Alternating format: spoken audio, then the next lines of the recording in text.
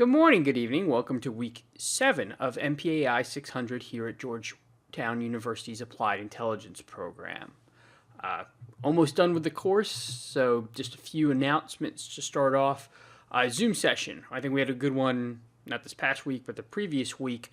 And the next one is 18 October. That's a Thursday. We're going to do it at 9 p.m. Eastern Standard Time. Group 4 will go at 9, Group 5 will go at 9:30, and Group 6 will go at 10. So 20 to 25 minutes to brief, and that gives us 5 to 10 minutes for questions. I want to emphasize this again. If you are briefing, you will not be doing paper 3. And if you are not briefing, you will be doing paper 3. So I have the final paper. Is paper 3, and I should say the final paper is paper 3, and that's due 21 October. And that's, again, for people who aren't briefing at the Zoom session. So I'm going to make that abundantly clear. And then the final, everybody's doing, and that's due 21 October as well.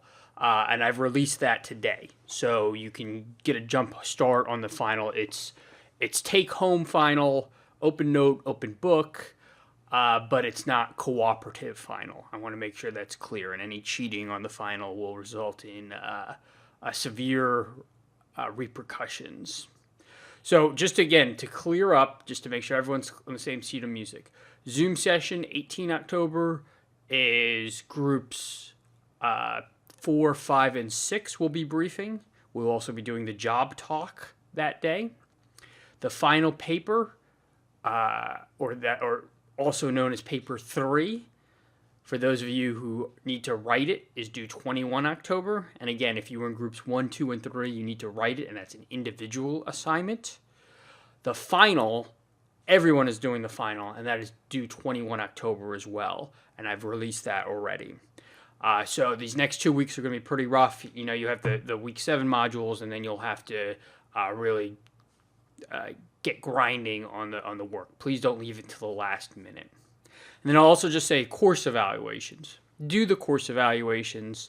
That's the only way I know, especially in, this is only the 3rd reiteration of this class, what to fix, what doesn't need to be fixed.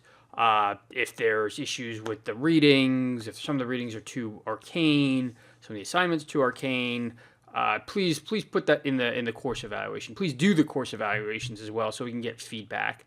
And there's a very good chance that you'll see me again in a future class. So make sure that, whatever you think went well, that we can expound upon. What needed improvement, we can improve from there as well. So please go ahead and do those.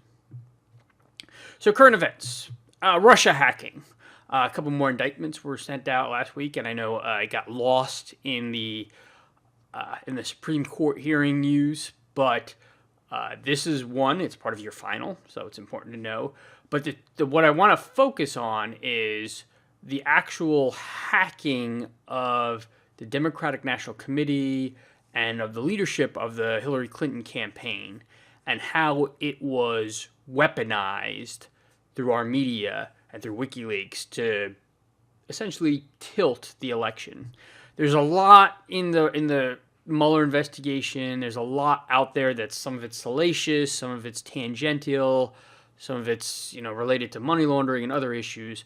What I think the key point here from an intel perspective is, should the DNC and should the Clinton leadership have known that the Russians intended on not just hacking into their email and into their private computers, but weaponizing that information so to make essentially Hillary Clinton and the Clinton campaign and the Democrats look bad.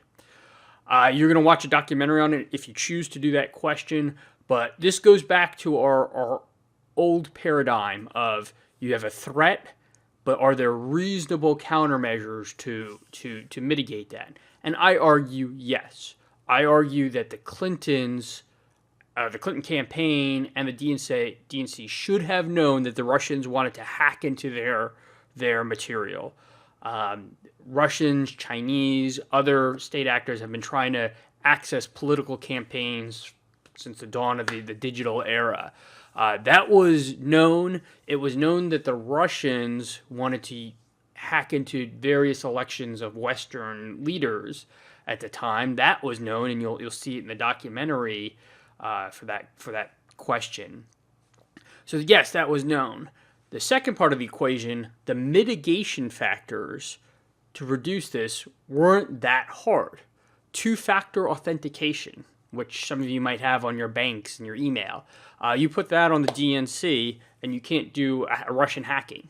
That simple countermeasure would have prevented the disaster that essentially happened to the Clinton campaign, and I think caused their defeat in the election.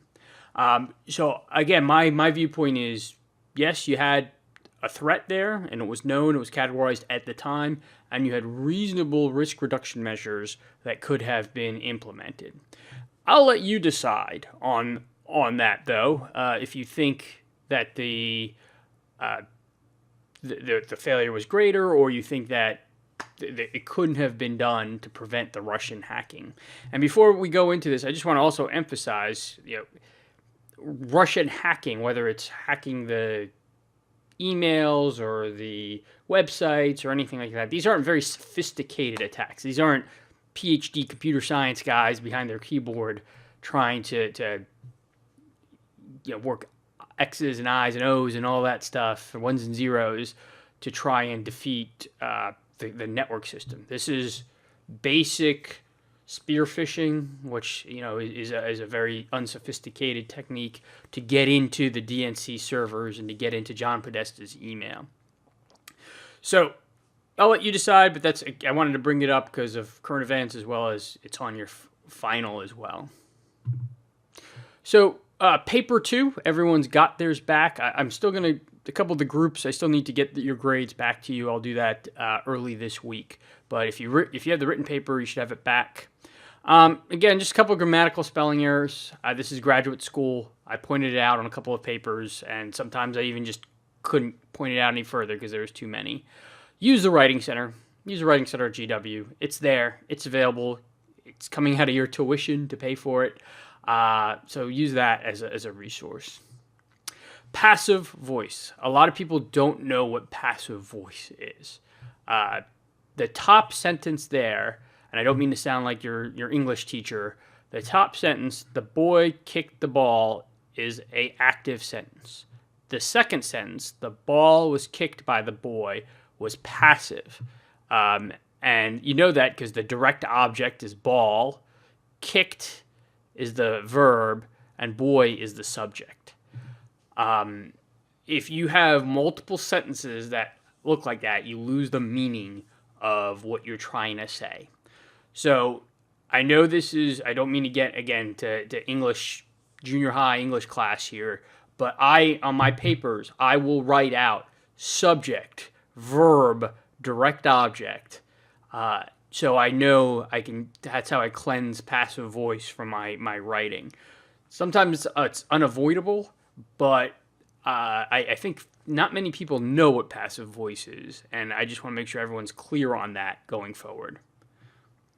No laundry lists. God's sake, don't do laundry lists. That takes away from your writing. I mentioned this in the first day of class. I do not want 15 reasons why Iraq WMD happened. I do not want 15 reasons why 9/11 happened, or 15 improvements to the intelligence community post 9/11. Do not give me laundry lists. Focus on one or two factors, and then show me how those factors cascaded into the intel failure. One of your classmates, again, just discussed HUMIT and Iraq WMD. And it was a very good paper that covered just that one topic. And you could talk about politicization, and I think the thesis of that paper was that the poor HUMIT tradecraft fed right into the politicization that was occurring regarding Iraq WMD. You could say those things, but the primary focus is HUMIT drove the WMD failure. That is a fine enough paper. You can talk about intelligence organization and the Yom Kippur War. That's a paper in of itself. The inability for the federal intelligence agencies to share information with the commanders in Hawaii. That could be a paper as well. So you have to identify that, and then you have to show as specifically as possible that and again, even if you want to get down to meetings and information and lack of information sharing, but specifically show how that failure that you identified contributed to the operational failure. So as specific as possible, and that's what I just mentioned here. Get down to the brass tacks of intelligence failure, and always, if you're doing this in the real world, you're pointing to somebody and saying it's your fault, right? And if you're going to do that, you want to be as specific as possible. If someone launched a false or an accusation against you, you'd want to be, okay, when did you see that? What were the times? What were the specifics? What did I say? So you want to be as specific as possible and then show how that contributed to the intel failure. So 600, previous week, the one thing I want to, this goes back kind of 2 weeks here, I think, because this is going to be a question on your final, lone wolves, and what I ask is the gap. I mentioned that 2 weeks ago, the gap between we know you're on the radar, but we haven't done enough to arrest you. And how do we close the gap or mitigate that gap? That is going to be a question on your final, and I need to know an answer on how do we close that gap. Again, people who are on the radar, known to law enforcement, but we can't do anything, arrest them. Again, I talk about access to equipment by known individuals. This is really gun control. I'm not going to go into gun control here, but that is one of the restrictions, that if someone is a known entity, making sure that they can't get their hands on 15 AR-15s and other equipment that they can do trouble with. So getting back to week 6, and again, I apologize for shifting around a bit, CompStat, was it the decisive factor? This has been a focusing factor for police authorities. It gives them accountability, and you can measure effectiveness with crime rates. But again, there was incentives for altering reports. There's incentives for kicking bad guys out of your district. There's incentives for focusing on your district when in fact, yeah, the crime might be in your district, but all the criminal activity, all the weapons trafficking and financing and all that occurs outside of your district. Well, you're paying as a police captain the price for other people's negligence. And then there's other factors that might have led to the decline in crime. Freakonomics, and I'm not going to get into abortion here, but they say that abortion caused the decline in crime. That if abortion hadn't been legalized, the people that would have been aborted would have engaged in criminal activity. I don't want to get into abortion and stuff, but that's one of the arguments out there. Other arguments that it's economics. The economy got better. Demographics. The baby boomers aged out of their crime time frame. So it's not just CompStat that led to the decline in crime. There could be other factors. And then in the Boston Marathon documentary, the question to ask is, so you have all those CCTV forensics that were used in this one high-profile incident. How applicable are they to other criminal intelligence scenarios? And that's one thing to think about. Again, for the final paper that says that you still need to do it is, is whether CCTV, facial recognition, forensics, can they be employed in wide scale for petty crime or other criminal activity that doesn't rise to the recognition as Boston Marathon attacks did. So week 7 preview, we're going to shift a little bit out of my area of expertise, but some of you are in the track or in the business intelligence track. I think we got a real treat. Dr. Gilad, who is one of the founders of business intelligence, is your lecturer, or we do an interview with him, and I think he's really very clear on what his mission is. One thing to consider as we're going through is businesses that operate in the same space. What are the variables to success? And for those of you who live in the DC area, CVS has beaten Rite Aid and Walgreens. CVS, even though they sell essentially the same products, branded the same way as drugstores, but they dominate the space while Rite Aid is second. Why? Some of you might remember Best Buy in Circuit City. Best Buy is still dominant, still around. Circuit City is now a thing of the past. Why? Why was Circuit City not successful, but Best Buy is? Why have Walmart and Target essentially weathered the storm that Amazon brings to the marketplace, and they're still effective? So things to consider as you go forward. And then I always bring everything back to the national security issues that the business intel brings, and what can national security practitioners learn from exposure to the business side of the house. So I look forward to your discussion, and if there's questions or issues, please let me know.